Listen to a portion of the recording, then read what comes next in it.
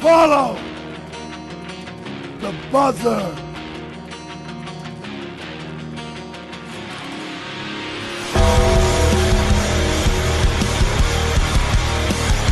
Rest in peace.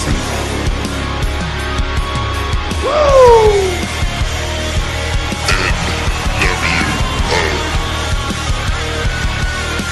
The best there is, the best there was, and the best ever will be. What you gonna do, brother? Hey, yo.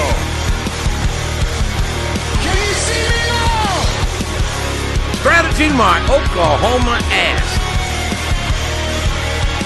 Life sucks, and then you die.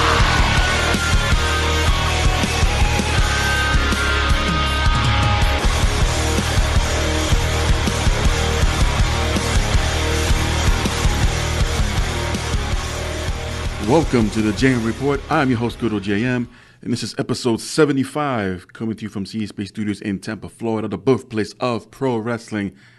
And we are in post Clash of Champions week, leading up to Hell in a Cell and the debut on Fox for Smackdown, as they already announced their main event for that show. Plus, NXT finally officially debuting on the USA Network. Technically speaking, this is their return to primetime television, unless you don't want to count their run on Sci-Fi for about, 4 or 5 seasons. Before that, that version of NXT was shut down completely before being resurrected, in a sense, in so many senses actually, by Triple H, to have the NXT of today. And of course, post Clash of Champions Raw and Smackdown. And a few notes from the week. Not too many groundbreaking stories, although I did find out last night that this past Thursday, Tori Wilson, who was inducted into the Hall of Fame earlier this year, has tied the knot. Yes, folks, Tori Wilson is married. I'm sure that's broken many hearts out there. But you know what? Even before she accepted the Hall of Fame position, and the same weekend, mind you, that her father passed away. Many people forget that. And here we are, about 5 months later, give or take, 6 months later, she gets married. And if you've seen her posts on Instagram, I mean, she could not have looked any happier. So needless to say, it's been quite a roller coaster ride of emotions for her this year. And congratulations to Tori Wilson. With that said, this week on Raw and SmackDown, to me, it felt like, there's a lot of expectations coming up, not to mention whether they want to admit it or not, or any other WWE diehards will admit it or not. They do have AEW breathing down their neck, in a sense. And speaking of which, AEW announced their official new name for their TV show of Dynamite. All Elite Wrestling Dynamite on TNT. I doubt that the same, whatever positions, but I doubt the same people that were there during, or especially towards the end of Nitro, are there today and just have this fixation on explosive terminology. So now we're going from Nitro to Dynamite, and if AEW becomes a huge success and want to have a secondary show for the week, so what's that going to be called? Bang? I mean, I'll check in with DDP, although he's in good relations with AEW, so probably won't be too bad. But It's almost as if WCW was sold by WWE and they were trying to be resurrected. Well, let's not go with Nitro anymore. Let's go with Dynamite. But you know what? At least they got a name. And may not pick up right away, but it's a name. You know? I'm not sure if they had a poll on social media for the fans to decide what to call the show. And I'm sure Dynamite might have been on the list, but you know, it is what it is. And we have Dynamite coming up in a couple of weeks. Of course, Smackdown moving to Fox on October 4th, which is a Friday. So it'll once again be called Friday Night Smackdown. Thankfully, they dropped the Smackdown Live name. You know what? It's Smackdown. And how come they didn't start calling it Raw Live? I mean, they didn't really roll off the tongue as much as Smackdown Live, but out of all the things that they wouldn't lie about, we know that you're live. You show the graphic, and a lot of people also miss that little bit of info where they're preempted, but they have a pre-recorded show, say, over the weekend, and they broadcast it at the same time slot where either Raw and or SmackDown would have been on the air. And they tried a few times SmackDown here and there to be live, and then the rest of them were just pre-taped the day before or again over the weekend. And more so to avoid spoilers, which I get, even though they have been spoiling their own shows after the fact, try to stay ahead of the game. And only, I guess, in the digital modern era, HD television, where they constantly have the live graphic in the corner during their broadcasting, or once in a while have the commentator say, "We are live." Of course, during replays, that doesn't mean anything. But point being, we know it's live. That's how it's been promoted. Hell, since SmackDown Live, this carnation of it, I don't think there's ever been a pre-recorded episode. Has there been? No, that got me thinking. I'm going to say no. I doubt it. If I'm wrong, I'm wrong. But for me personally, I'm just glad they dropped that and just go back to calling it regular SmackDown. Well, they won't call it regular SmackDown, nor will they call it SmackDown. I'm going to say Friday Night SmackDown on Fox. Notice they don't really say Monday Night Raw anymore. It's just Raw. I guess choose your battles, right? So anyway, Clash of Champions was this past Sunday night, and they had two kickoff show matches. One, I was very surprised that they had on the kickoff and not on the main card, but it is what it is. I didn't book it. I'll just say this right now. Overall, I thought the show was okay at best. They were, despite having a few title changes, but I think the overall presentation was okay. Maybe a little bit less than that, but it didn't suck. So for the first match in the kickoff was for the Cruiserweight Championship in yet another triple threat. This time, of course, champion Drew Gulak defending against Lince Dorado and Humberto Carrillo having his first taste of main roster exposure, and he didn't disappoint. Humberto did. Lince Dorado hung in there, but at the end, it was Gulak retaining the Cruiserweight title. And then the second match for the kickoff for the United States Championship, this was the match. Could have been on the main card, but considering how it ended, and there were a lot of people disappointed by it, as AJ Styles took on Cedric Alexander. And a very short match, really short. It was just to basically beat the crap out of Cedric at the end here. Styles would win with a Styles Clash, and that was it. Hell, even before the match, it was an attack on Cedric outside of the ring before the bell rang, and he delivered a Styles Clash on the outside of the ring. And pretty much at that point, Cedric was done. There was a phenomenal forearm, but nope. Doing a pinfall attempt, AJ pulled Cedric's head up from the mat, and the referee stopped the count. So,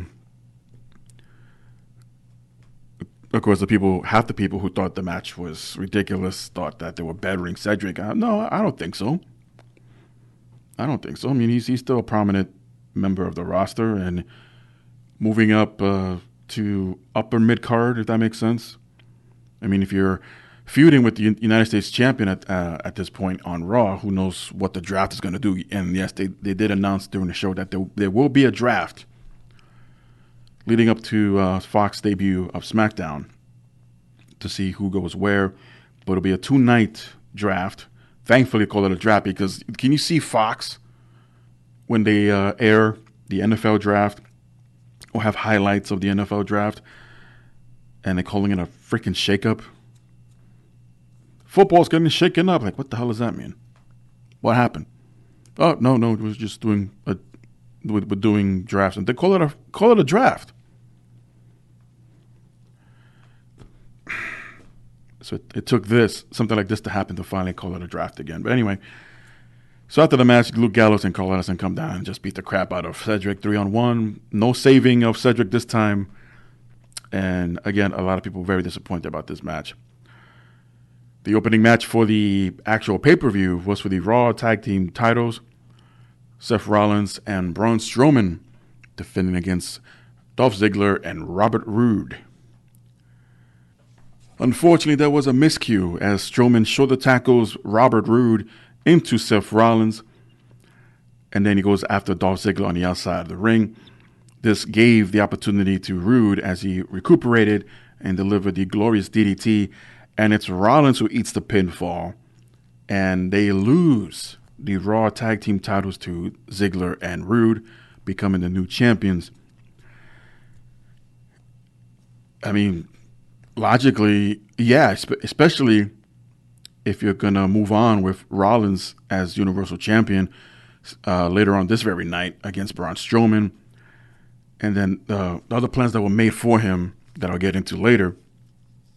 But you'd be fooling yourself if you thought that there were long-term plans for Rollins and Strowman to remain tag team champions a little bit while longer. But the right move was made, regardless of who the challengers were. Although, interesting pairing between the two of Ziggler and Roode. We'll see what this goes. Hopefully, one or the other, and possibly Ziggler, but I doubt it. But they don't do something like they did with Chad Gable and just basically have him start over from scratch as far as his look, his appearance. They made him cut his hair. He's wearing short tights instead of his singlets. He started wearing robes like Roode did. Doesn't do it now. Although I think he does switch back and forth between his shorts and his singlets. But anyway, we have new Raw Tag Team Champions out of this match. And yeah, of course, Strowman was upset. He blamed Rollins for the loss of the titles. Later on, Rollins will rebuttal and say it takes two. We're tag team champions. That's what it is. And they'll face each other later on at Clash of Champions. For the Women's Smackdown Championship, Bayley defends against hometown hero Charlotte Flair. What started off as a bit of aggression from Flair's part and Bayley trying to keep up and counter, it got to Bayley stooping to, well, I mean, she is heel now, so we got to accept that. Some people having difficulty still coming around to it, but Bayley was down the corner.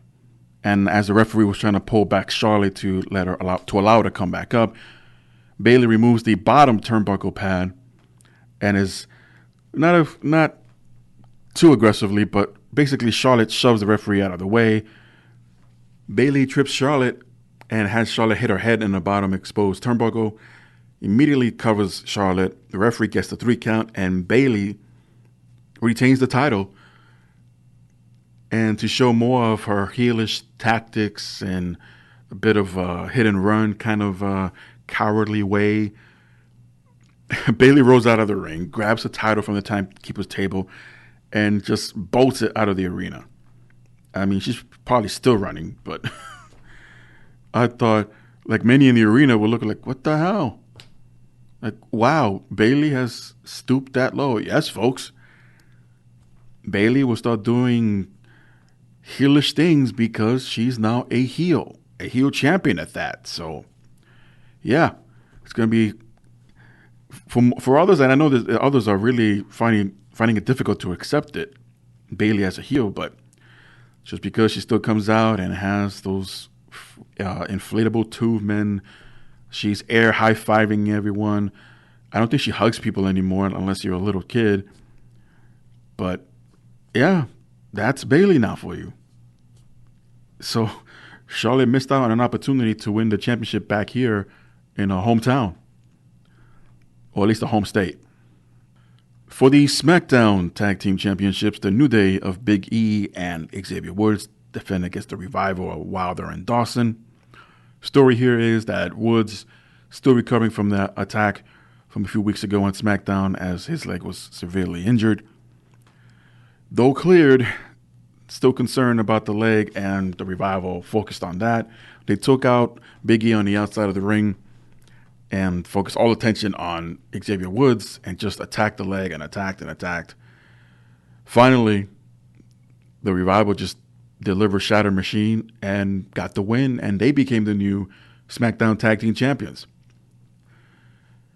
Now, it's always a big deal when either a tag team or a singles competitor wins multiple titles, especially nowadays, from different brands.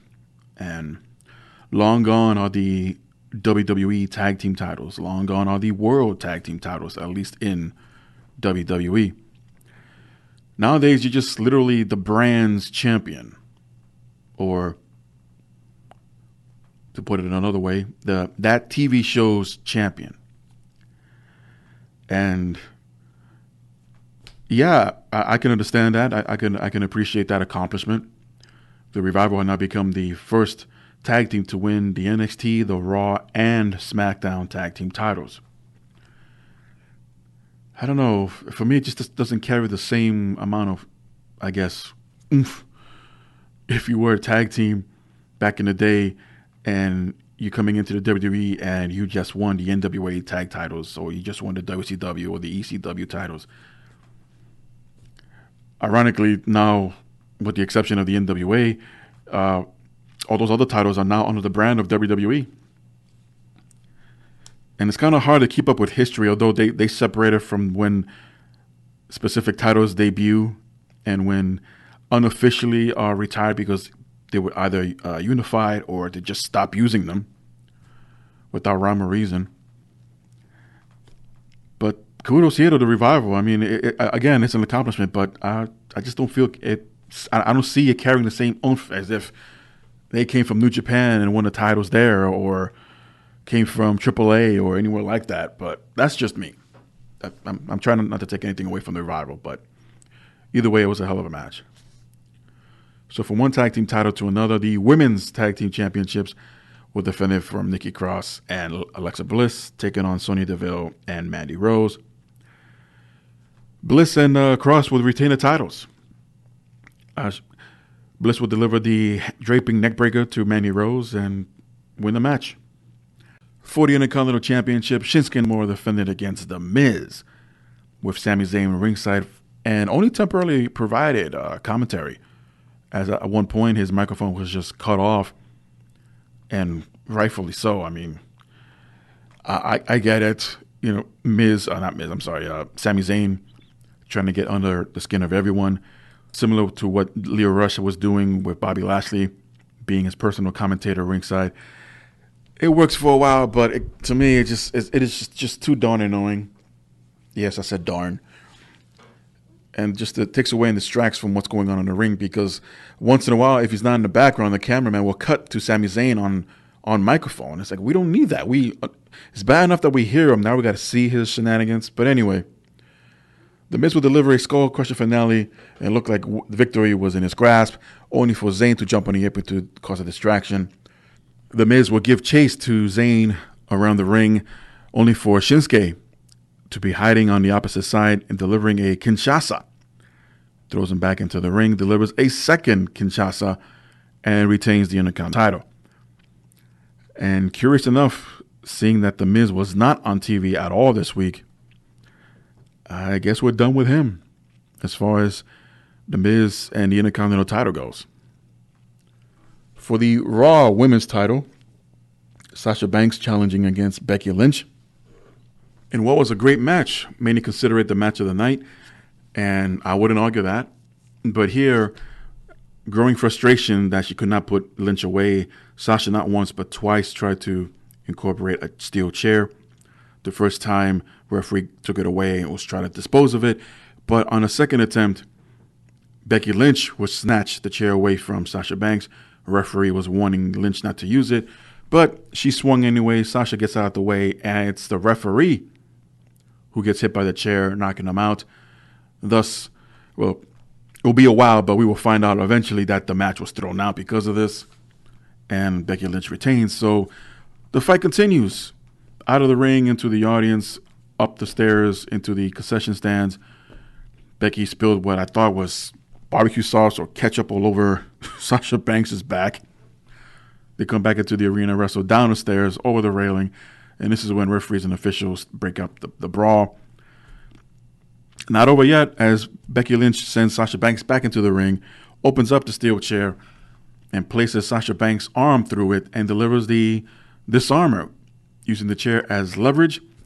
Again, referees and officials attempt to break it up, but Becky does eventually. And it's here that we find out that the match is thrown out. Becky Lynch was disqualified. And we'll find out after midnight on social media, midnight Eastern time, that Lynch was fined $10,000 for her actions, hitting on a referee. Still getting more of that Fox influence, are we? Can't get away with just smacking officials anymore because that's a no-no. You will get fined. I think at one point, I'm not sure if it was Fox, but there was a broadcast that actually listed the fines if you ever fight with an official or get into a physical confrontation. Now, we don't see this rarely, if ever, on a baseball field, or on a football field, basketball court, where the athlete is mixing it up with a referee or an official. And yeah, there will definitely be fines there on the athlete. And maybe, at the very least, some ramifications for the official for whatever triggered the incident. So here I'm guessing, actually I'm asking, so what the hell is the price tag for a wrestler attacking a referee intentionally or not? Because if Kevin Owens is getting $100,000 for attacking an official, even though it was Elias, here we have Becky Lynch only getting fined $10,000. So are you telling us that SmackDown has a better bank account or a bigger wallet? I mean, yeah, after $1 billion deal with Fox, how can they not? But Raw's your flagship show, and your women's champion just inadvertently hit a referee with a steel chair and only get slapped with $10,000. There's got to be a fine line, folks. I mean, and this is not even a gender issue. It's just keeping track of what's going on to keep everything to run as smoothly as possible. Well, we got a wrestler getting fined angle on SmackDown. Why not having one here on Raw too? No, just don't make it the same price tag. It would be too obvious. As if the angle itself is not already obvious, but whatever. So Becky Lynch retains via disqualification, and they'll have a rematch, which I'll get into later. For the WWE title, Randy Orton taking on Kofi Kingston. This was also another match that many thought was match of the night. In the end, Kofi Kingston will retain the WWE title after Orton teased a running punt but Kingston will counter it into Trouble in Paradise and gets the pinfall to win and retain the title. A very good match, of course, back and forth with the stupid comments, but thankfully it was a good match. Didn't need to see the Revival, didn't need to see the other New Day members. It was man-to-man, one-to-one, one-on-one, and it was a good outcome. In the only non-title match of the night, a no disqualification match between Roman Reigns and Eric Rowan. These two big hosses just went at it even before the bell rang, taking full advantage of no DQ. They eventually stumbled upon the stage area where Roman returned the favor to Rowan using the boom mic, and Eric Rowan makes his way back to ringside. Roman Reigns still on stage, looked like he was about to deliver the spear or Superman punch as he does his famous woo-ah. And about a little more halfway down the ramp, Roman Reigns gets greeted by a surprise guest of Luke Harper. Now, I'll say it here, and I've been saying it for weeks now on the GM Report. You got Luke Harper sitting at home, doing absolutely nothing, getting paid for. I mean, who wouldn't love that? Fine. But Harper wants to compete. He wants to, earn that paycheck in a matter of speaking. Why not include him in this angle with Rowan? I mean, they tried separating them the first time when the Wyatt family split. They were on opposite ends of Survivor Series tag teams. And at one point even came down to Roman versus Harper. And it got a decent reaction. They feuded for a bit and that was it. They never really progressed it or went back to it. Then we see them as the Bludgeon Brothers. Unfortunately, injuries had to sideline them. And Rowan came back first. They weren't sure what to do with him. They aligned him with Daniel Bryan after WrestleMania. Before WrestleMania. Stuck around with him until recently. And okay, so what's next? And I mentioned earlier, or last week I should say, that Roman Reigns needs legit potential threat opponents. And Rowan fits that to the T. But he's also a heel. So why not do heelish tactics? And if the idea is not to incorporate Daniel Bryan again, which I'll get into, then who or what is left for Roman to do against Roman Reigns? Logically, Luke Harper. And yes, I mentioned bring Harper back.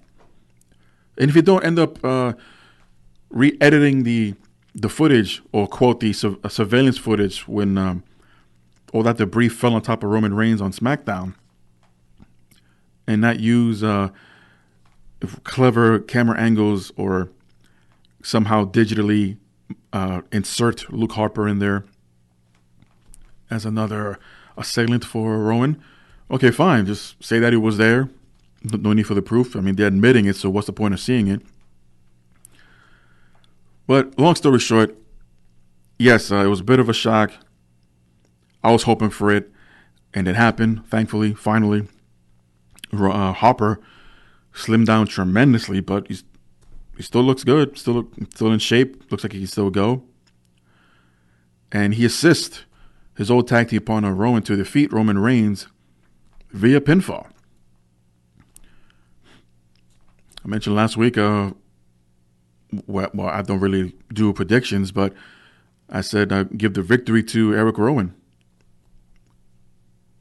At the time, I wasn't fully aware that it was a no DQ match, even if Rowan did win here by DQ or countout. Still makes him look stronger, but with a pinfall, makes him even look stronger. With the assistance of Luke Harper. So big surprise of the night there, and there was one yet to come, although it was teased a lot. But it's funny and interesting how they pulled it off, leading us into the main event for the Universal title. Seth Rollins and Braun Strowman, who were tag team partners just earlier on in the night, so both these guys opened and closed the show. Very competitive match, even an impressive spot where he doesn't do this often, but Strowman actually climbs to the top rope, nearly lost his balance, but was still able to deliver a frog splash, if you can believe it, a frog splash. And I like it how when they show the replay of that, it's right after you see Strowman try to regain his balance, and then he jumps off the top rope.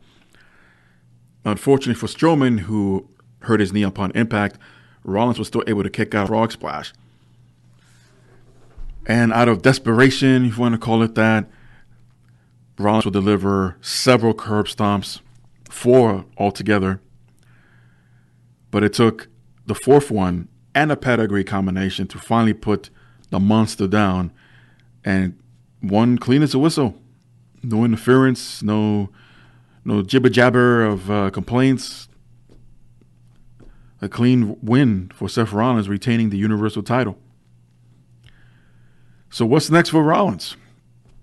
Well, as we all heard, The Fiend will face the winner at Hell in a Cell.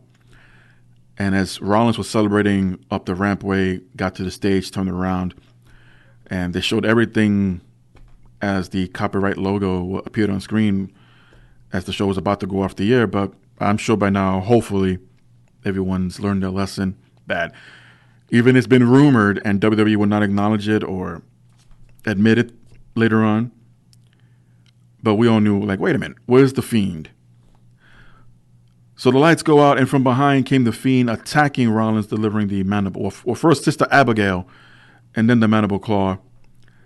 And with the screeching, screaming voices and the lights flickering, the close-up of the Fiend's mask, looking all creepy and scary as hell, closed the show officially with Rollins in his arms, passed out. So that was your Clash of Champions review 2019. Again,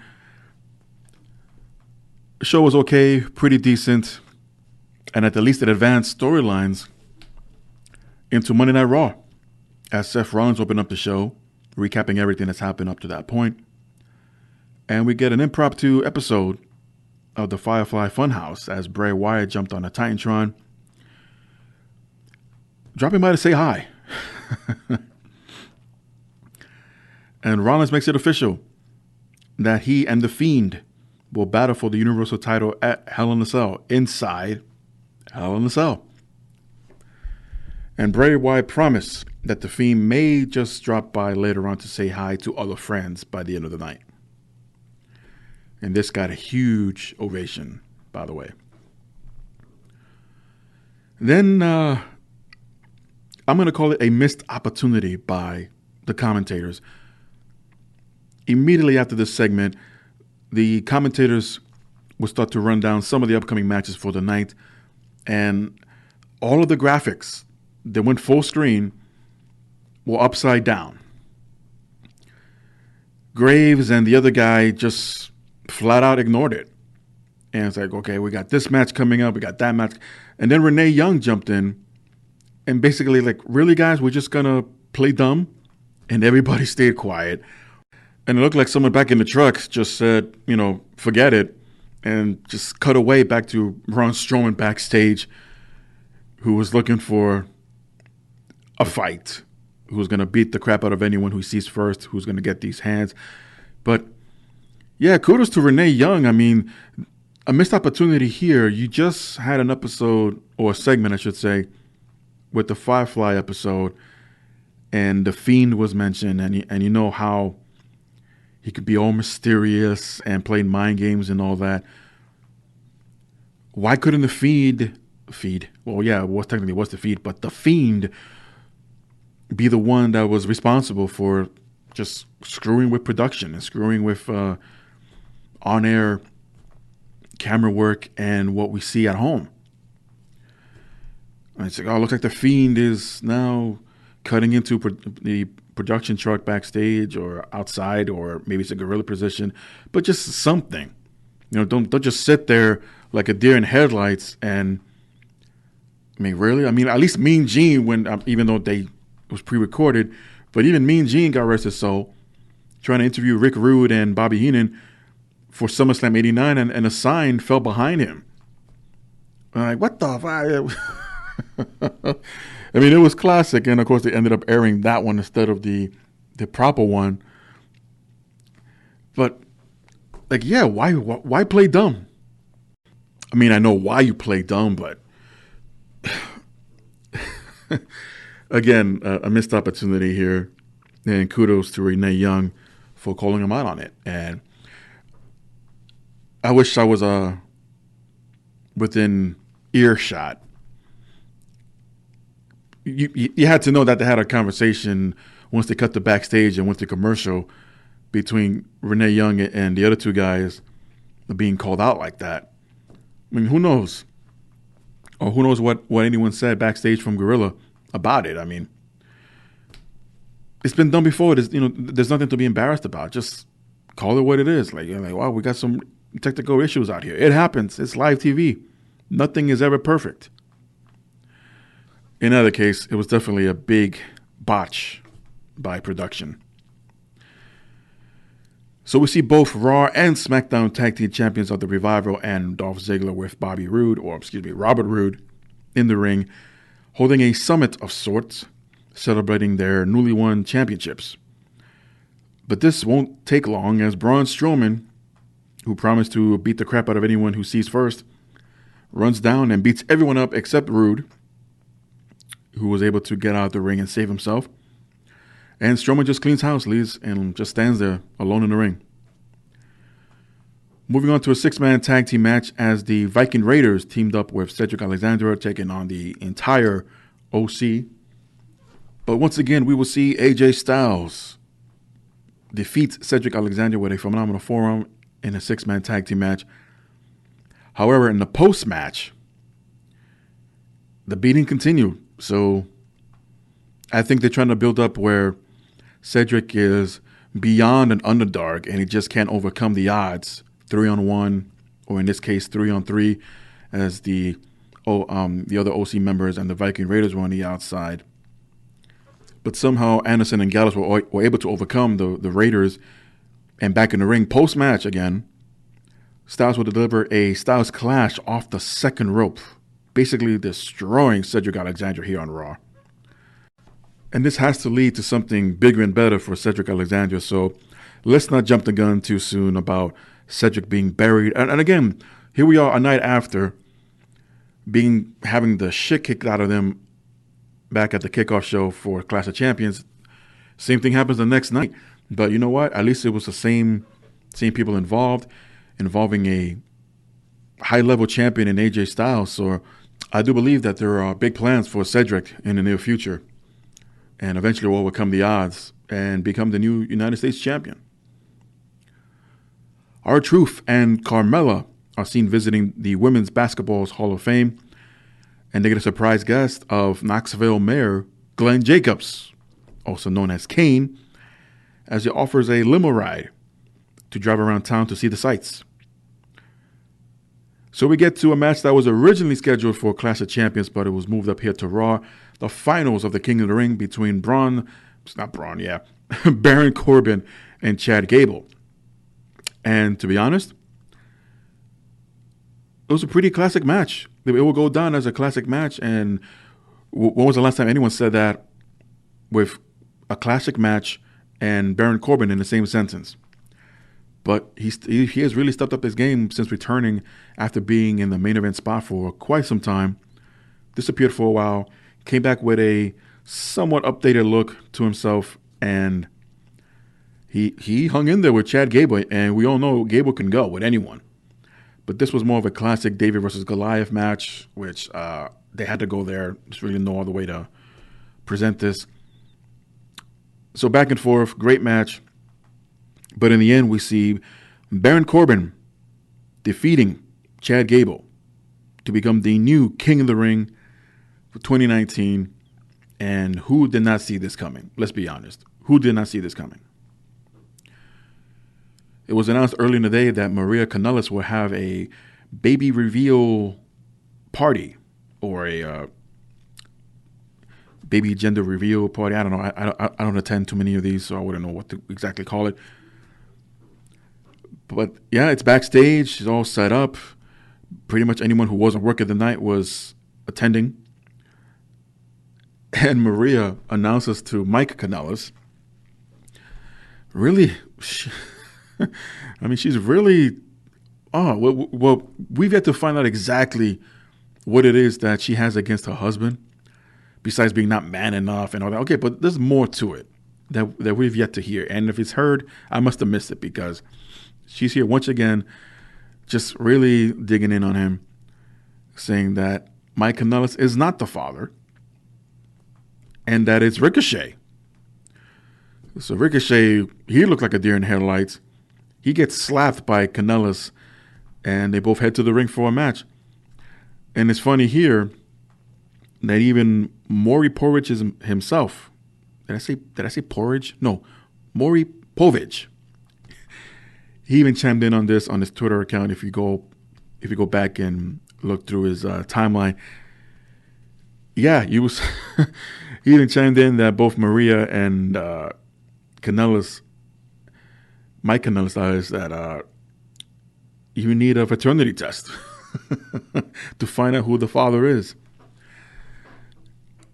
I don't think this will lead to a Maury Povich appearance on his show between the two Kanellises, but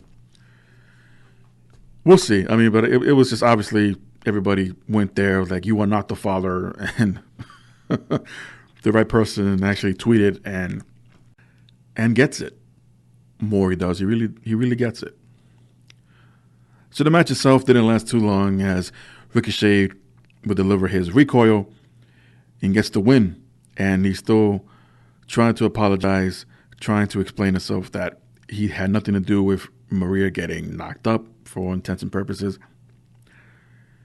But after the match, once again, Maria gets on the microphone. She's on stage. Mike is still in the ring, saying that, no, it's not Ricochet, actually. This is the father of my child. She doesn't announce the name because his music queued up, and it's Rusev. Let's be honest, who else thought that Rusev was left in the dry for too long? Anyway, Rusev looked great here. He slimmed down tremendously. Still in shape.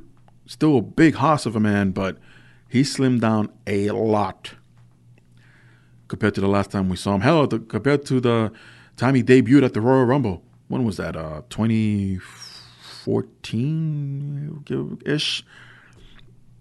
But he looks great. He's finally back here. And Rusev is sent out to sick on Mike Kanellis, who gets destroyed and eventually is in the accolade. He taps out. And once again, Maria gets on the microphone that she is testing Mike Kanellis' faith, whether or not he'll defend the honor of herself and her child. Maria didn't say that Rusev was not the father, like she did with Ricochet, but left that out there, and there was no follow-up on Smackdown. But at the same time, it makes you wonder, how and where will Lana fit in this? If that's the plan. Anyone that's been following Lana on Instagram especially, she's just been suffering out left and right, having photo shoots all over New York especially. So even if Lana's not inserted into the storyline at all, then there shouldn't be any mentions of her. Think of it as a sequel to a very bad comic book movie, and the sequel is worse when you realize that they're not acknowledging previous characters that either have passed away or, wait a minute, such character played a huge influence in this story. Where are they now? Well, they were either recast or were written off. But the show must go on, right? So Matt Kane shows off to R-Truth the Knee-Line Stadium, and Truth points out that there was a police officer there who turns out to be a referee. Realizing this, Truth tries to get away, but he runs into the padded goalpost, taking himself out.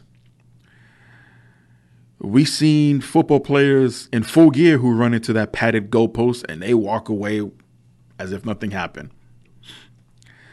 So Truth knocks himself out. Kane takes advantage, and the referee counts to 3, and we have a new 24/7 champion in Mayor Kane. We move on to Rey Mysterio going one-on-one with Cesaro, and I gotta say, ever since Mysterio returned to Raw, this recent return, he's been having a kick-ass matches with whomever he's been in the ring with. Recently with Kalisto and Gran Metalik, also with Cesaro, of course, and Samoa Joe. He's been having great matches on Raw. This one was no different. As Mysterio would counter, they neutralized her into a code red and got the pinfall over Cesaro. AOP, for the first time in a while since their injury, appeared on the Titantron in a pre-recorded promo, putting everyone on notice in the tag team division that they are coming and that they want real competition, that they've been told that they've been hurting their opponents even back in their MMA days, and coming to WWE haven't really had competition. Well, that's creative for you.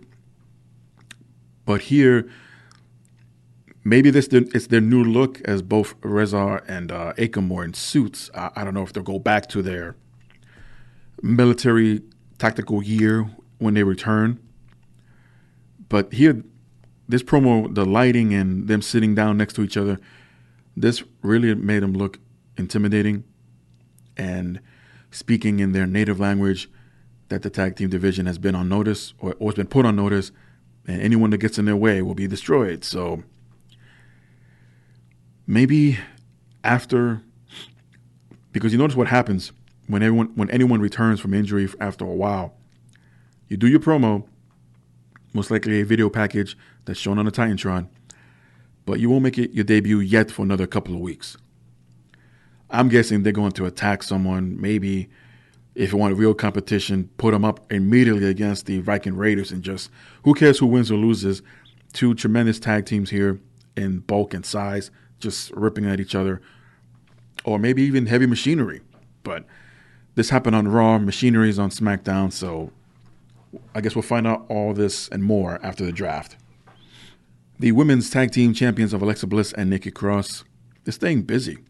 I mean, they've been on TV every week as champions, defending them or not, doing a lot more than the Iconics ever did, and ironically, did a lot more than the tag team that they took on here of Sasha Banks and Bayley. And it's Banks who makes Cross tap out to the Banks statement, and after the match, she and Bayley attack Nikki and Alexa, only to be saved by Becky Lynch, and it nearly turned into a 2-on-1 attack had it not been for Charlotte Flair to make the save. And at one point when Becky Lynch runs down with a steel chair, her and Sasha Banks swinging chairs as if they were dueling swords. You hear the clinking and the clanking. Oh, that was good stuff. And this is where we find out where Sasha Banks challenges Becky Lynch for the Raw Women's title at Hell in a Cell. And I just cut right into it because we'll find out the next night on SmackDown that Becky Lynch accepts the challenge, except how about not only do we fight at Hell in a Cell, but we fight in Hell in a Cell. Ooh. Raise the stakes, why don't we? And yes, that match is official.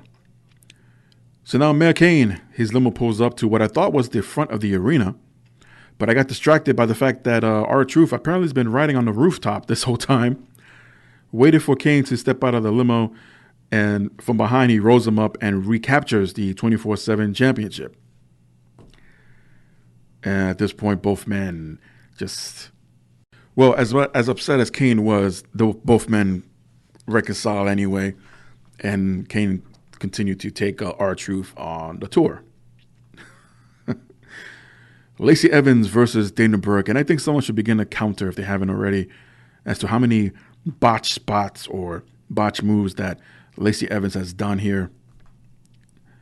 And you notice whenever it happens, she gets upset, and you just look at her face. She gets upset and gets a little bit aggressive, and in this case, pulling on the hair of Dana Brooke. And I mean, what could Brooke really do?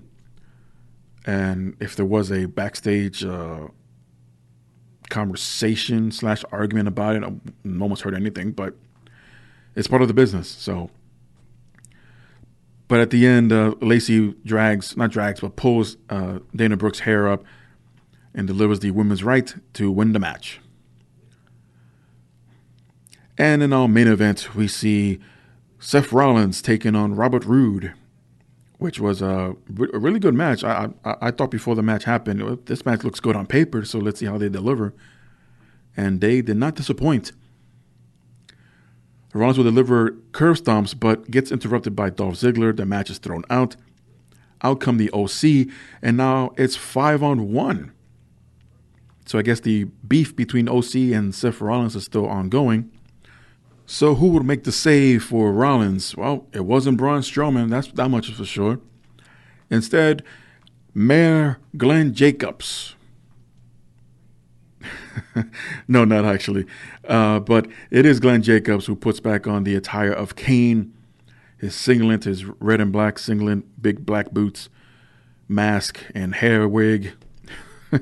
Comes down to the ring, cleans house. And in celebration, tries to do the pyro spot. But the whole night, the ring posts weren't set up for that. It's the LED ring post. And unless he plans to blow up the ring post with the LED lights, I feel sorry for those people sitting ringside. But no, not even before he can bring his arms back down, Kane. The lights go out, they flicker. We hear this screaming, shrieking sound, and it's the Fiend from behind taking out Kane with the mandible claw, as once again the Fiend claims another legend. Now, I didn't mention this earlier during the Firefly Funhouse segment. Bray Wyatt was shown pinning up pictures of everyone, including Seth Rollins, but everyone that he's taken out so far as the Fiend with red X's crossed out their eyes. That was definitely creepy. I would imagine that Kane's picture will be added next week on Raw during the next Firefly Funhouse.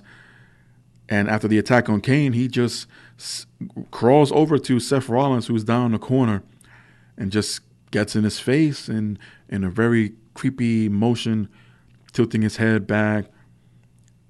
I don't think he ever blinked once, but he's here striking fear into Seth Rollins for sure. And seemingly Raw goes off the air, but they had a whole minute and a few seconds left, so we don't know what's going on in the ring. There's somewhat of commotion. I didn't find anything online or a report or what happened after Raw went off the air, but we had the Firefly Funhouse logo on screen, and the song is playing. And here and there, it will glitch, it will flicker, and start over again. You will hear it rewinding once in a while. But for a whole minute, the Firefly Funhouse theme played until Raw officially went off the air. Well, at least they're sticking to their commitments to the USA Network that they had to get off, that they have to be off the air when it comes to Raw at 11 p.m. Eastern. I wonder if anyone maybe kind of panicked, like, oh, we got 2 minutes left. They got to get to these spots. Go home. And it happens sometimes. You know, when you rush a spot, not that they might have missed anything in particular, but the spot ends up happening faster than first planned, or it wasn't timed properly, but at least they got everything in. Unlike previous times where, like matter of fact, a couple of weeks ago when Bayley turned heel, it literally just happened seconds before Raw went off the air, and that the attack itself continued. And we wouldn't see that until, quote, exclusive footage on social media. So, yeah, they got to work. I know it's not easy. You're preaching to the choir when it comes to timing. I know it's not easy to get everything in. And if you do, how much time is left? And to go out, not on a high note, but to go out as if, yeah, it went exactly as planned. Thanks for tuning in. We'll see you next week. Moving over to Smackdown. Randy Orton and the Revival team up to take on all members of the New Day in a 6-man tag team match. Kingston will hit the Trouble in Paradise onto Scott Dawson for the win. But the biggest story here turned out to be one of the biggest stories of the week. And I'll have more detail about this a little bit later on. So after the match, New Day is celebrating, and all of a sudden, Brock Lesnar returned to SmackDown. Not Raw, SmackDown. First time, how many years? I would say since WrestleMania 20, had he not been on SmackDown. That's about 14 years ago. If I'm right, I try to look around, I try to think and look back. Had Brock Lesnar been on SmackDown after WrestleMania 20, but look, he returned 2014, feuded with John Cena. That was all on Raw.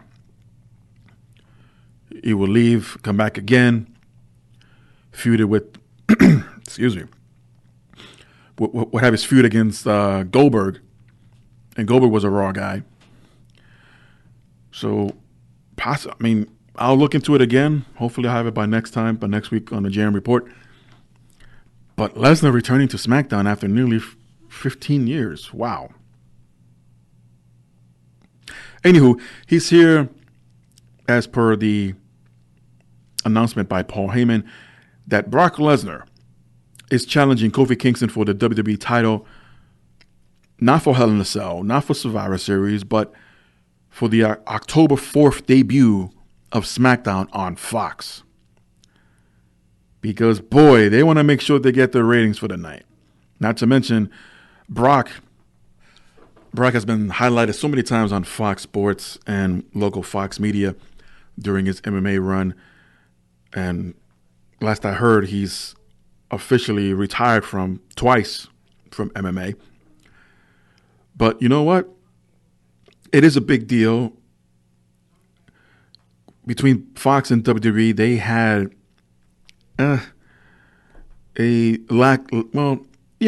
lackluster of a working relationship.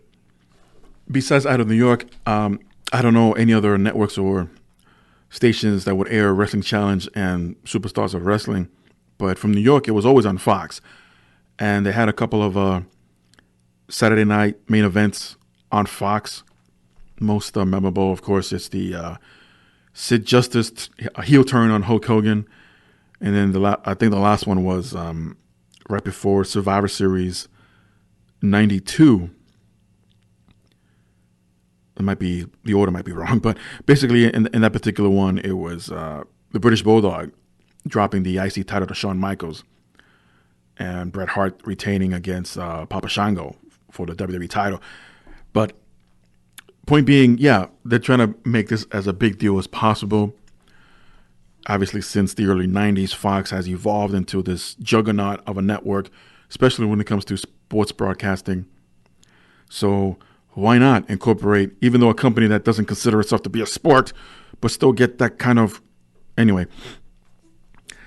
Yeah, WWE wants to make this a big deal, and what better way to main event and have Brock Lesnar involved?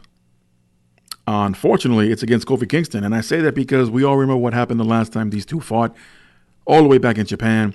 Beast in the East, even though it was not main event. But Lesnar just destroyed the New Day, who were heels essentially at the time, if you can believe it. But obviously things have changed, times have changed, so I doubt it will be the exact same outcome. Although people are worried, considering what Lesnar has done with the Universal title, never being around to defend it or to even showcase it. Who's to say that they won't do the same with the WWE title? Now, we kind of got their lesson learned, so to speak, when Lesnar came back and challenged Seth Rollins for the Universal title, and that didn't go as well planned, and dropping it to WrestleMania. And yeah, if Lesnar's ever able to, and here's the other thing. Heyman always said that Lesnar won't wrestle for free on television. Well, he won't be on basic cable. He'll be on Fox, which is basically a regular channel that anyone can pick up, even if without a cable box. Just get a nice, decent antenna, and you can pick up Fox on any television. So even if it's for one night only and he doesn't win the title, yeah, Brock will be technically wrestling for free on SmackDown on October 4th. So get ready, Fox. So Kingston accepts the challenge, and for his trouble gets an F5 and gets laid out by Lesnar, who leaves and never seen from again. We hear from Roman about his incidences with Roman Reigns, saying that he was just trying to scare him, not kill him, and that he is no one's puppet. So this feud will definitely continue between the two. We get to the second match of the night as Ali takes on Shinsuke Nakamura, but it never happens. Instead, he and Sami Zayn would attack Ali 2-on-1 after trash talking him and beat him down in a corner, and that's it.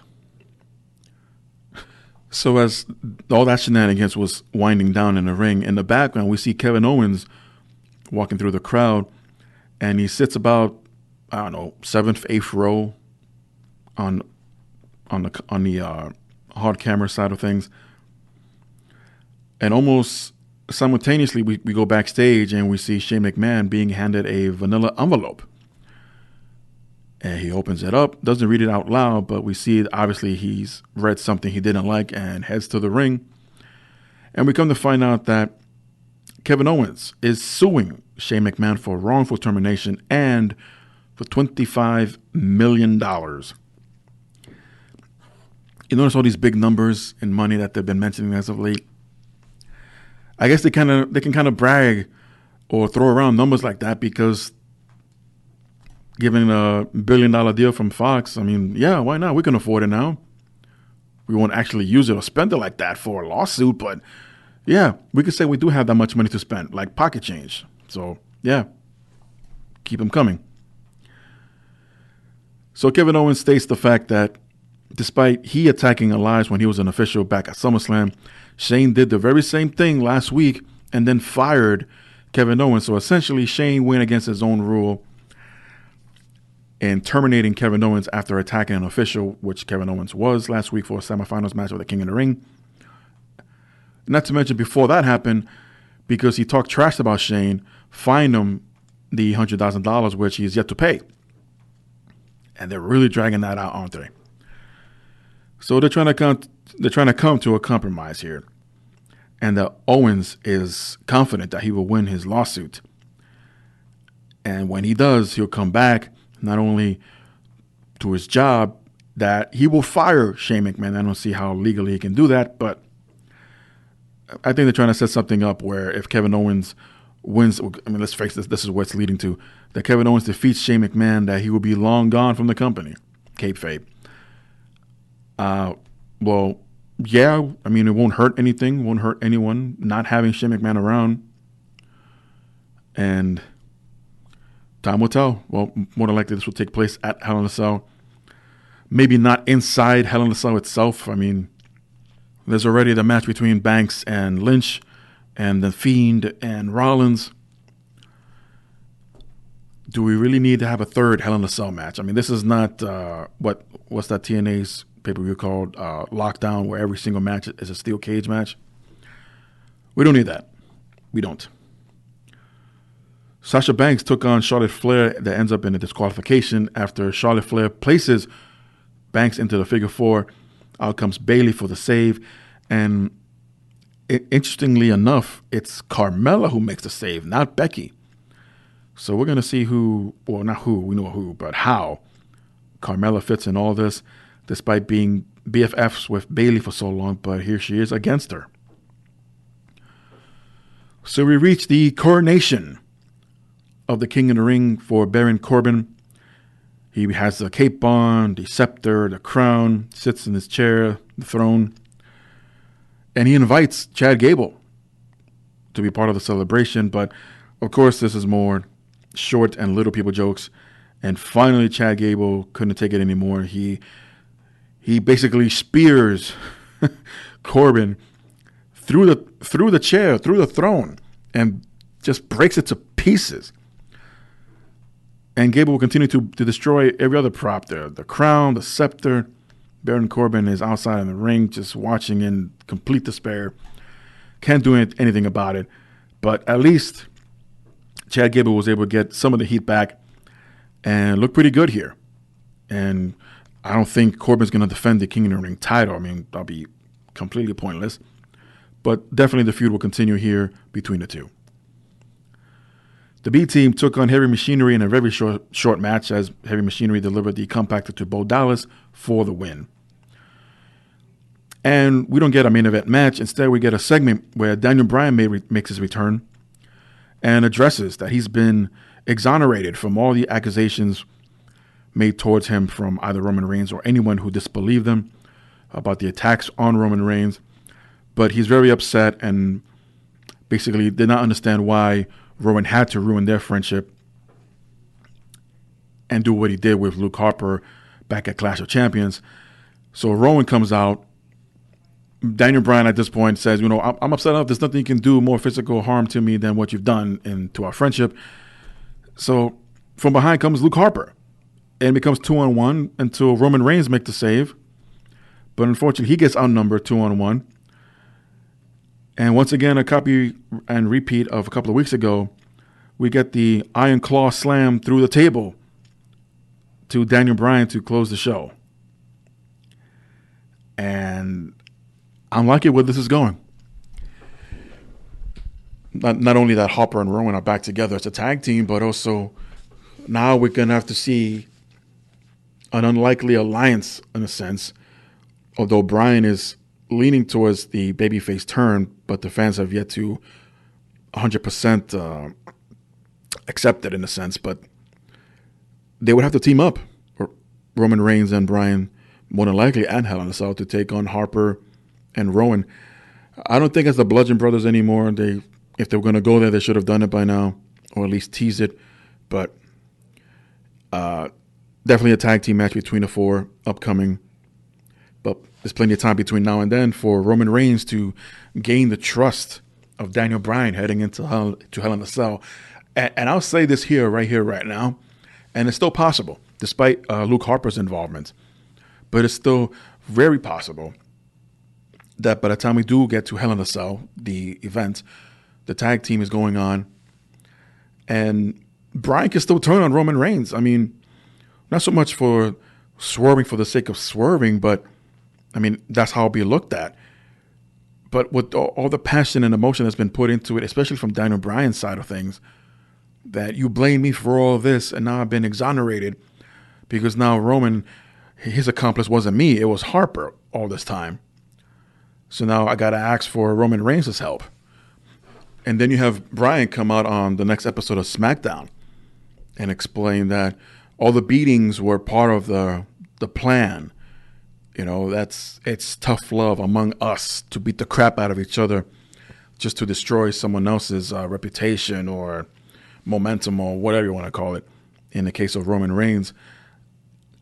And why not? I mean, yeah, Bryan did join the Wyatt family for a very brief time, but it looked like he fit.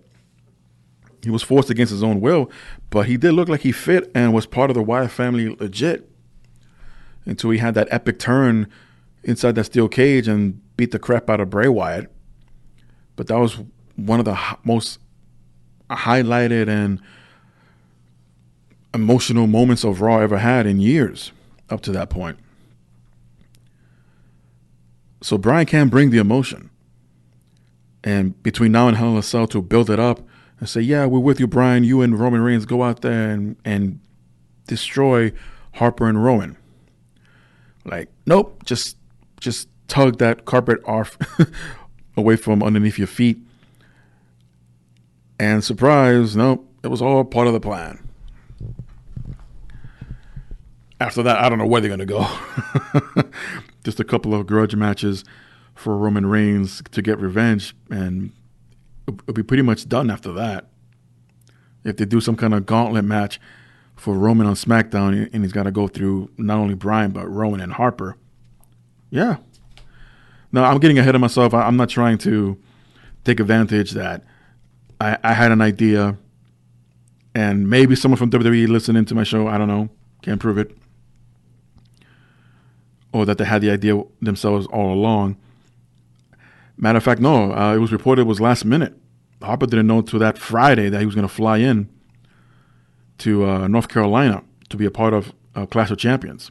So basically, he was given about a 36 to 48 hour notice, and Harper showed up.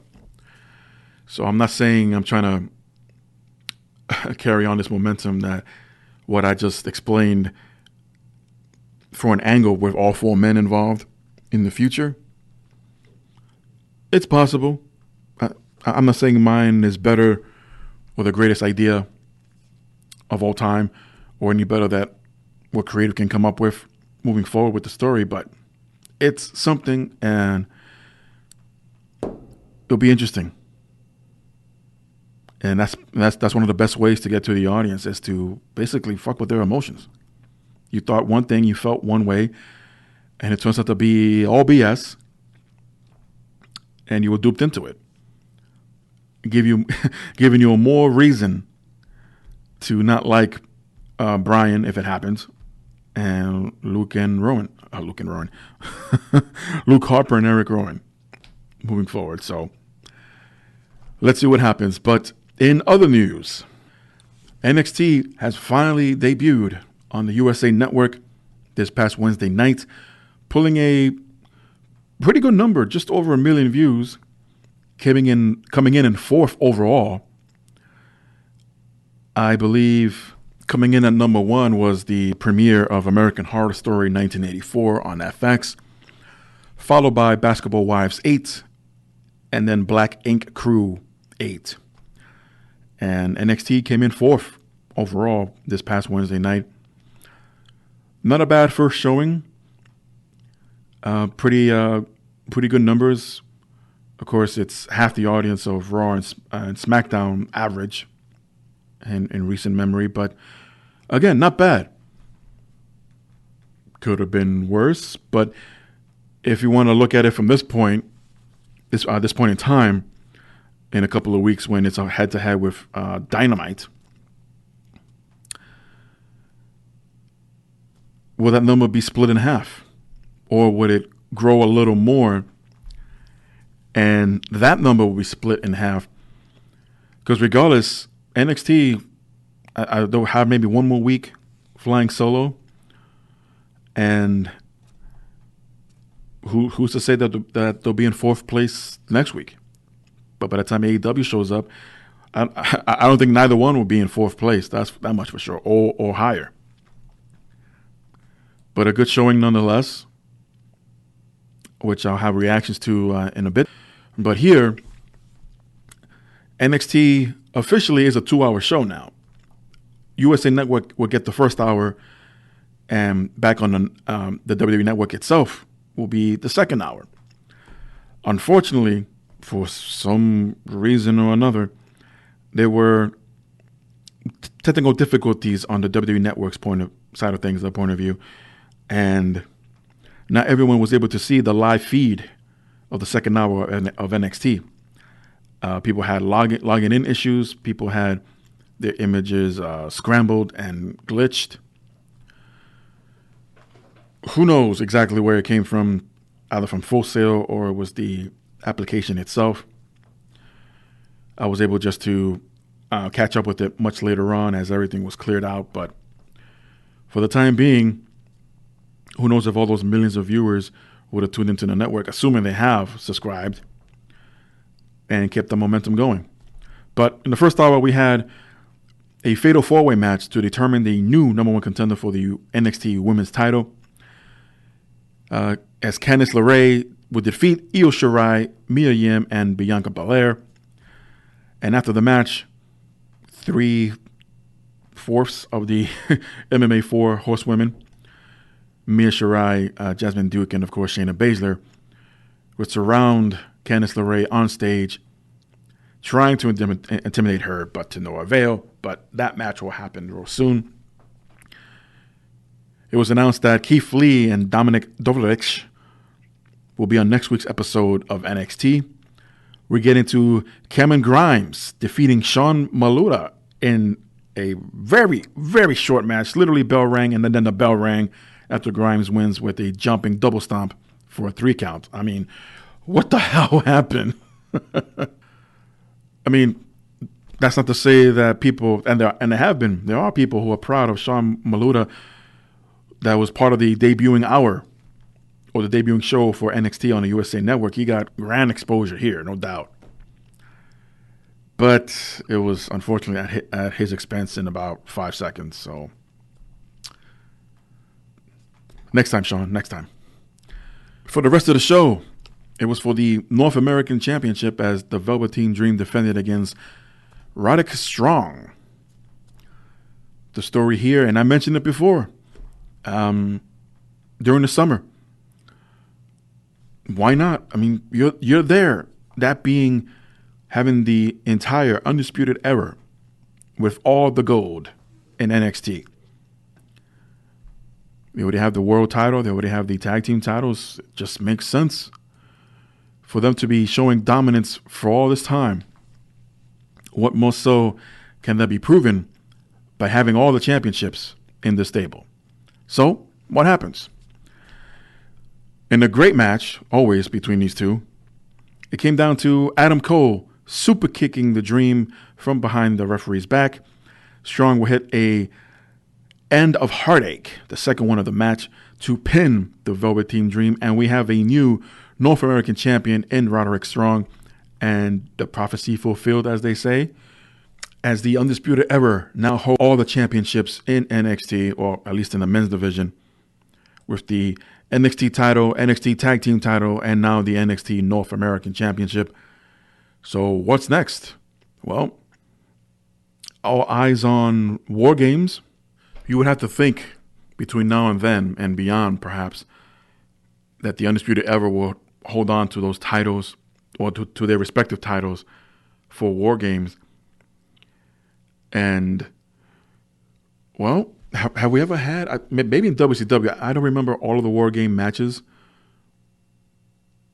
but was there ever a War Games team that they were all champions, not necessarily defending the titles in a War Games match, but just be involved in the match? Well, regardless, even if they all defend the titles in separate matches and compete in War Games, which would be a hell of a feat physically, but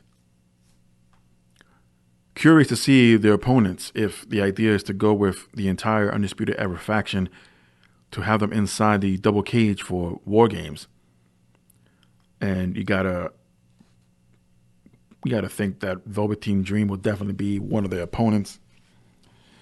And who else is worthy to team up with the Dream for War Games? But I'm getting ahead of myself there. War Games is a couple of months away, and nothing's been announced yet other than the event itself. So time will tell. But NXT was not over, as the show will carry on to the WWE Network, despite having, as I mentioned earlier, technical difficulties, people having signing in issues. The show went on, as they say, and had quite a full handful of matches, more so than it did on USA. But Pete Dunne would defeat Arturo Rujas with a submission armbar while snapping his fingers. Xia Li defeated Aaliyah with a tornado kick. For the Cruiserweight Championship number 1 contenders match, Lio Rush made his return to NXT, not the main roster. Maybe all is forgiven, maybe. But Lio Rush here defeated Oney Lorcan to become the new number 1 contender for the Cruiserweight Championship, which is interesting. Now, the Cruiserweight Championship normally is on 205 Live, obviously. To many, 205 Live is considered the main roster. Once in a while, we do get a scramble of cruiserweights on Raw and or SmackDown. But Lio Rush becoming the new number 1 contender. Very, very interesting. Now, how the hell do you have a street fight that ends in a no contest? Apparently they did here between Matt Riddle and Killian Dane. I mean, you called it a street fight. A fight literally ended up in the street, well, in the parking lot, but that's still part of the street. So no one couldn't get any control. Referees, officials, even other wrestlers such as the Forgotten Sons, among others, many others, practically the majority of the roster, try to break it up, but to no avail. The fight somehow ended up back into the ring, and both Dane and Riddle will fight off security. But all this ended after Killian Dane would hit a huge dive off the top ropes onto several people as the chaos continued as NXT went off the air. I mean, You called it a freaking street fight. It's not often, it's rare that NXT would have such a, well, let's call it a hiccup like this. I mean, they delivered from the street fight point of view thing, but I don't know. There's a tiny little part of me inside that says, just give up already. But no, I can't. I will not let them win. No. I will live to see, despite whether years from now admitting on a shoot interview or maybe even one of their own DVD releases, kind of like how John Cena admitted that maybe they should have put the Nexus over during their 10-man tag team match at SummerSlam that year because, Super Cena had to prevail. And what happened after that, every member of the Nexus just collapsed. And then about half of them would survive. The rest, just limbo. But I'm not sure who called this particular spot or booked it this way. But it got the okay from Triple H. It's not Vince running NXT. Triple H made it clear that no, Vince will not have no involvement whatsoever when it comes to booking NXT and its creative. But I guess for now, all blame on Triple H. How can somebody bring that up on the next conference call? Just to clear things up and to ease the mind a bit. But whatever. Speaking of Vince, he was not at Smackdown this week. McMahon did go through the plans several times over the course of the day on telephone with production meetings and despite, again, physically not being there. This reported by PW Insider. As they mentioned, it was Bruce Pritchard, Michael Hayes, and Eric Bischoff running the shows this week, as apparently McMahon was not on Raw either. No one knows why exactly. I'm sure that will eventually come out, but for now, we do not know. During the post-WWE NXT USA Network show media call, Triple H, and this is where this insight comes from, was asked for the input he received from Vince McMahon, saying that he got a lot of texts throughout the day, including counting him down. But Triple H did share that Vince was happy and thrilled with the outcome of NXT this week, at least with the first hour. I don't know if Vince signed into his own network to see the rest of the show, but he did congratulate Triple H for what happened for the presentation of NXT. Said Vince doesn't get the credit for embracing the differences. It's like enjoying different types of music, I guess.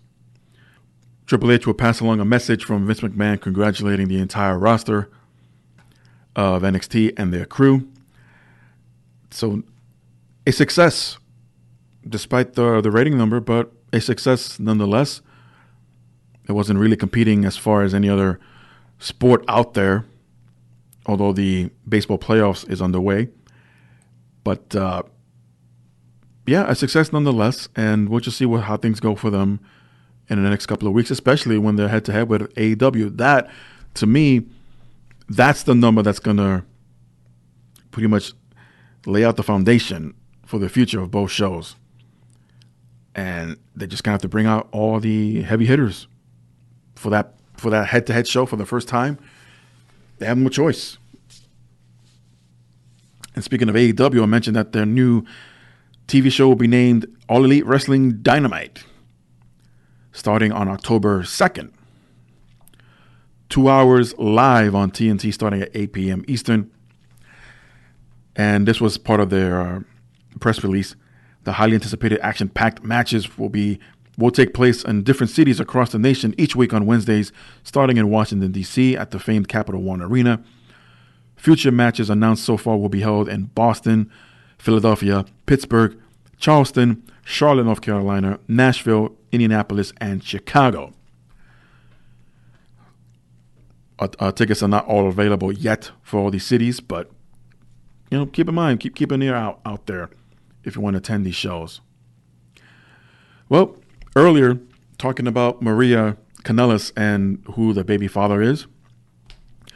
Again, she didn't say that Rusev was not the father, but keeping that in mind, Dave Meltzer chimed in, reported that there were more plans that's yet to be unveiled for Maria Kanellis' storyline.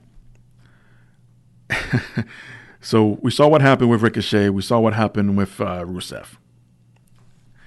So now, according to Dave Meltzer, in his latest newsletter, that's not where it would end up. Claiming it would just be a running joke and will incorporate a number of members of the main roster in the meantime until they decide when it's right to reveal who will be the true father of Maria's baby. I mean, if it's not Mike, then what's that say about Maria? But anyway, we talked about Lio Rush before, making his return to NXT this past week, becoming the new number one contender for the Cruiserweight title. Rush made a surprise return. Nobody really knew or expected, as he took on Oni Lorcan. And Lio Rush once again showed off his talents. He still has it. The time away from the ring, at least from WWE, did not trinkle with his abilities and skill. Triple H even chimed in during the post-press conference call, saying, "I'm just really excited. Lio Rush, he's just a phenomenal, energetic, and money performer to me, and thrilled that we can put him in the show and have him showcase what he does. He was spectacular tonight." Yeah, I got to say, I got to agree with that statement.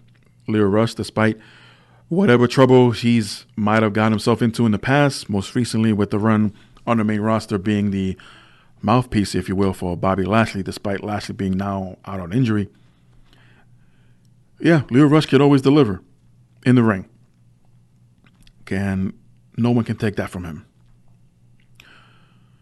A bit of an update on the injury side of things, injury list. Joaquin Wilde will be out of action for a few weeks to repair a broken eye socket that he suffered over the summer. And it was just a freak accident, as it was described by the former DJZ, during a taping of NXT this past July, which caused the break. And everyone's hoping that he will recover from the injury soon. But WWE doctors have decided that surgery is not necessary at this time. Fightful.com gave an update on other injury wrestlers out that are recovering at this time. Bobby Lashley's return date has been bumped up from November to October. Tommaso Ciampa, most recently listed, had him potentially coming back this week, but he refuted all the reports online, as there were speculations that he might have appeared at NXT this week, but did not. So once again, questioning when the timetable of his return will be.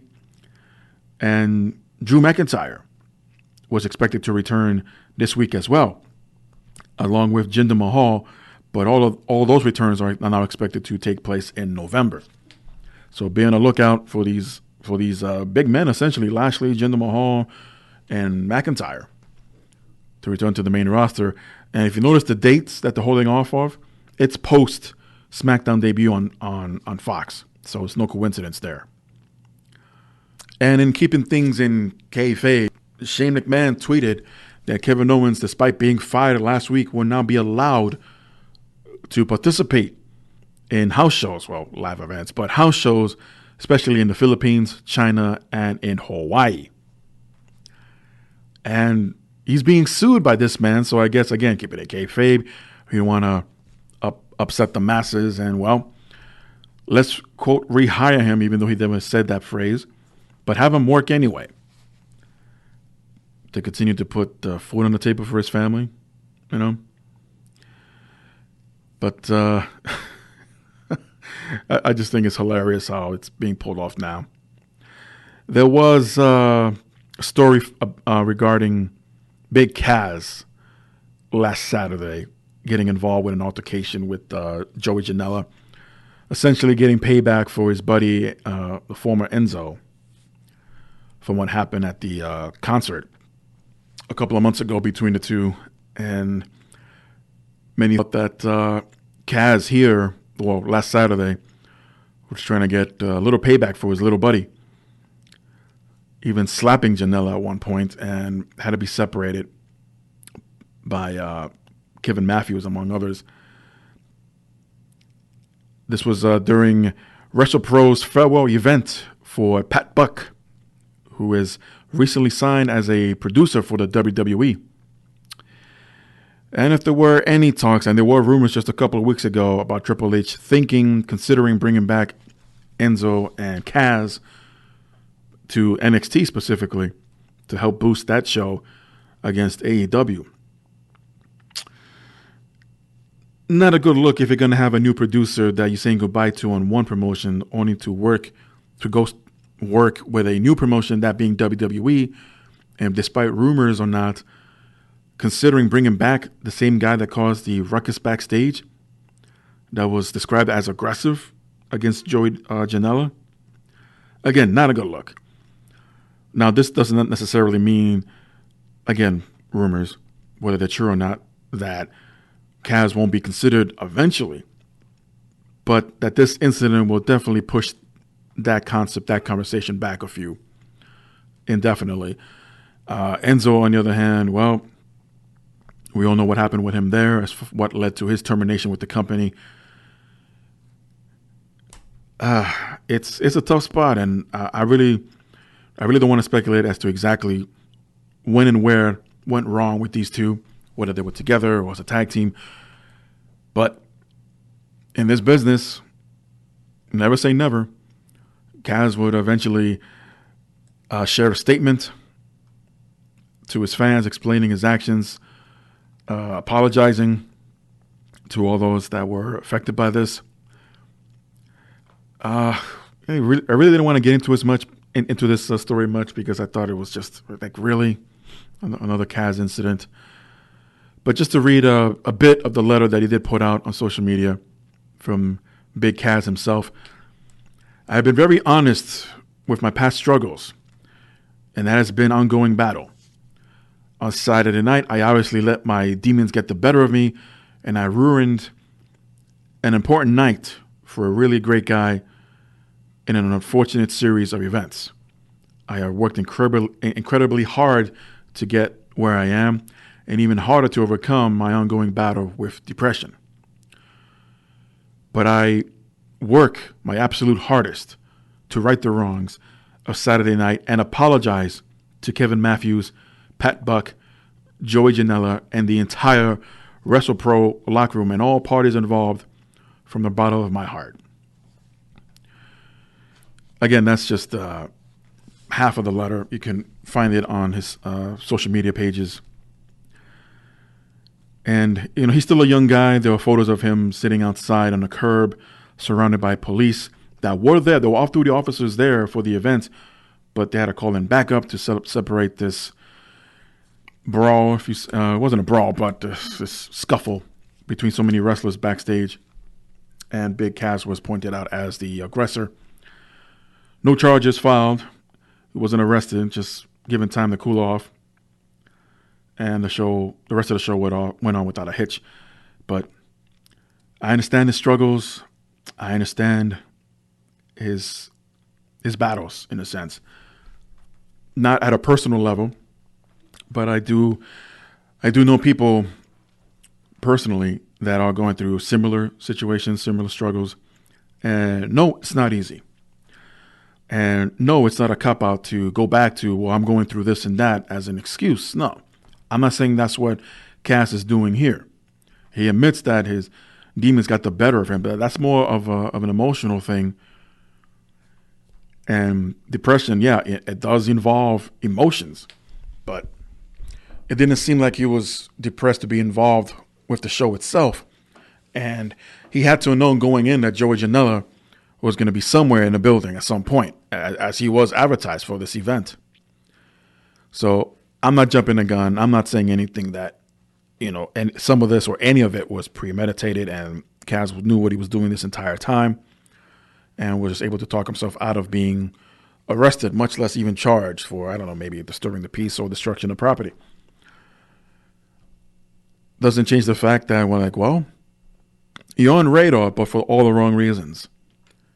If the idea or the plan is to go back to WWE, where the entire world knew or got to know who you are.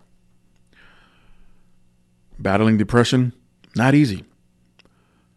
On many occasions, we see the end result on many people who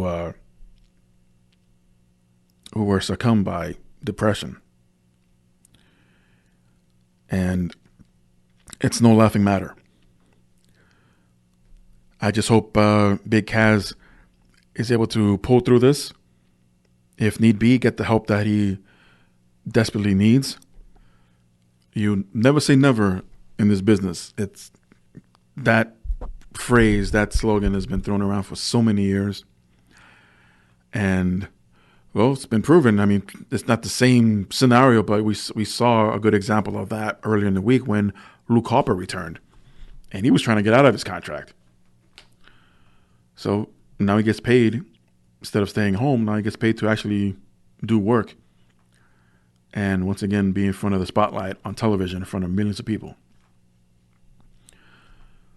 But for Big Kaz, I say, hang in there. I think you've gone through enough, at least this year alone, and to, just respectfully say, get your shit together, man. I'll end with this in regards to Brock Lesnar and Paul Heyman, who appeared. They just literally appeared in Atlanta for Smackdown to confront Kofi Kingston after their 6-man tag team match. Neither one were backstage, and they were brought through the gorilla position just seconds before they walked out. Heyman was not present, according to the Wrestling Observer, by the way. Heyman was not present at all at any of the production meetings for SmackDown. And no one knew that Lesnar was going to be there. I'm sure Kingston had to have known. It's not often that wrestlers would have improvised their promos on the fly and try not to show any not fear, but confusion. In this case, if Kingston didn't know that Lesnar was going to be there, and the way he delivered his promo, then that's a pro. But despite all of that, good job on WWE. Otherwise, we would have been hearing rumors or some kind of speculation that Lesnar would eventually show up on a SmackDown television show and not Raw, as he's been for the past several years now. And again, how much of a shock it was for Lesnar to appear at all, much less a SmackDown, and to challenge for the WWE title. But I'm sure it's safe to say everyone knows why it's happening, why it's going to happen, and the way it's happening. So with that said, Lesnar, again, more than likely will make appearances. I'm guessing this now, leading up to the October 4th episode of SmackDown debuting on Fox. From the Raw side of things, Lesnar is expected to show up at the Talking Stick Arena on September 30th, dubbed the Raw Fall Season Premiere.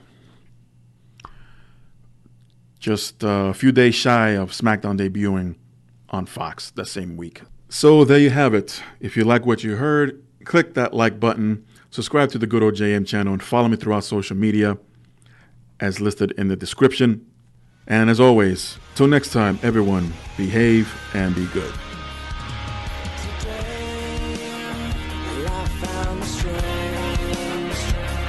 Open my eyes, leave it all behind.